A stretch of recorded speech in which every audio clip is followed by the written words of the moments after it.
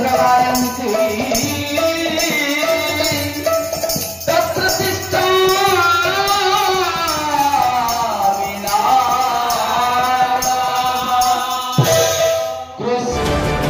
Plus खबर ही श्री श्री कुंजबिहारी ठाकुर गम्हा झुलन पर्व उद्यापित। कटकर सर्वपुरातन कुंजबिहारी ठाकुर झुलन यात्रा महासमारोह रे उद्यापित हो जाइछि। एही यात्रा रे 5 दिन धरी संकीर्तन एवं पाला परिवेषण करा जाइतिला।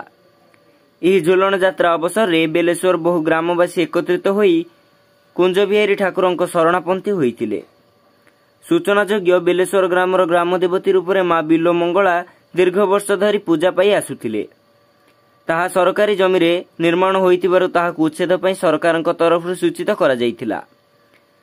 कुंजबिहारी ट्रस्ट बोर्ड को अनुरोध करी बेलेश्वर ठारे तिबा कुंजबिहारी जमीर किछि अंश माँ बिलो मंगला निमंते प्रदान करागले माँ भव्य मंदिर निर्माण होई पारंता बोली प्रस्ताव देइतिले।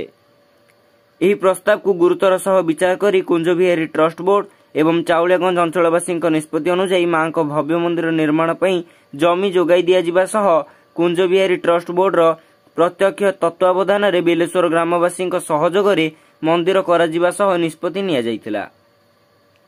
एही परिप्रेक्षी रे कुंजबिहारी ठाकुर निकटरू आसीतिबा आज्ञामाल trust board managing trustee Sangram Keshari पात्र बेलेश्वर ग्रामर सभापति निरंजन पंडा संपादक वासुदेव राउत तथा अधिकारी अमर बेहेरा को प्रदान करथिले।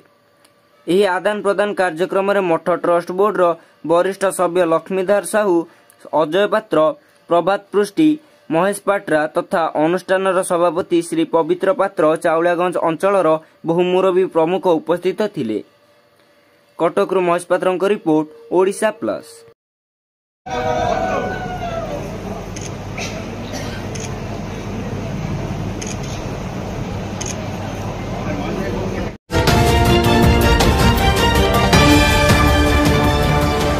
ओडिशा प्लस खबर ही।